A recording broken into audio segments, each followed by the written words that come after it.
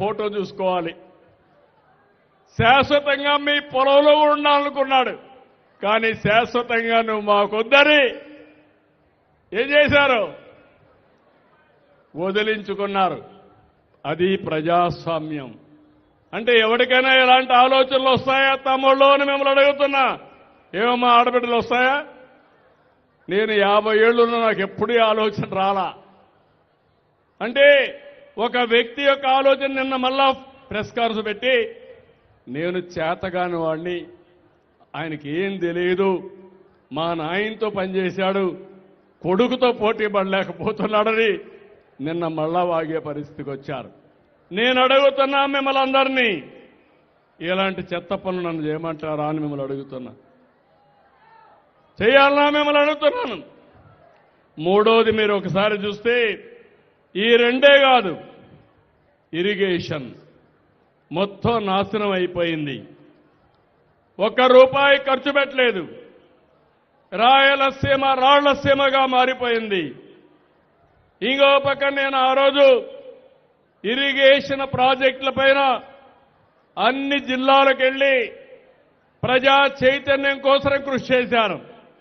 నేను ఆ ప్రయత్నంలో ఉంటే కర్నూలుకు పోయినప్పుడు, నంద్యాలకు పోయినప్పుడు రాత్రి వచ్చి నన్ను అరెస్ట్ చేశారు. అంటే ₹1 ఖర్చు పెట్టలేదు. ఈరోజు మీరు గుర్తుపెట్టుకోవాలి.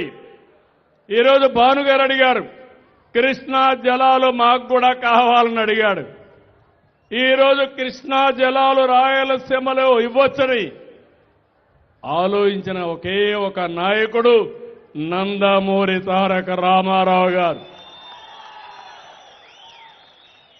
ఆ రోజే నగిరి, గాలేరు, కర్నూలులో గాలేరు, చెన్నై దగ్గర నగిరి నీళ్లు తేవాలని ఆలోచించిన వ్యక్తి నందమూరి తారక రామారావు గారు. ఆ నీళ్లు మళ్లీ మీకు ఇచ్చే పార్టీ ఎన్డీఏ పార్టీ అని మరొక్కసారి మీ అందరికీ హామీ ఇస్తున్నా. ఇప్పుడే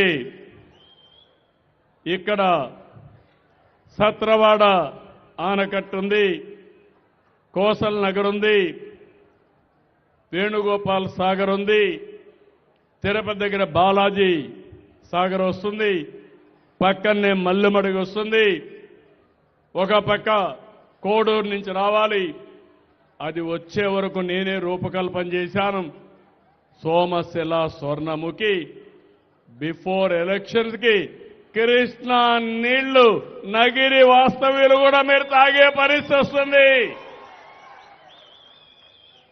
మొన్ననే నేరుగా కుప్పానికి తీసుకొచ్చాను. మదనపల్లి, పలమనేరు, పుంగునూరు నీళ్లన్నీ చెరువులకు నీళ్లు ఇచ్చి నీళ్లు తీసుకొచ్చాం.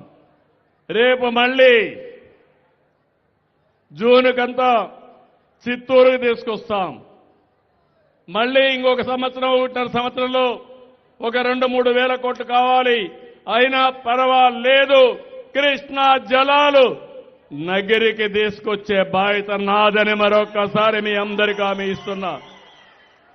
ఈ నీళ్లు వస్తే కోస్టల్ నగరు ప్రాజెక్టు కడితే అక్కడ ఒక 5,000-10,000 ఎకరాలు భూమి పెడితే చెన్నైకి 1 గంట, తిరుపతి ఎయిర్పోర్ట్ 1 గంట, కృష్ణపట్నం పోర్ట్ ఉంది, రేపు దుగ్గిరాజపట్నం వస్తుంది, ఇంకో పక్కన నేషనల్ హైవేలు ఉన్నాయి.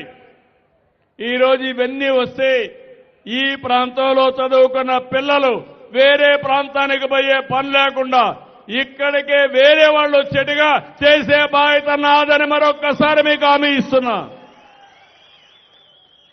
ఇక్కడే మీరు చూస్తే రికార్డు స్థాయిలో నీళ్లు పెట్టాం.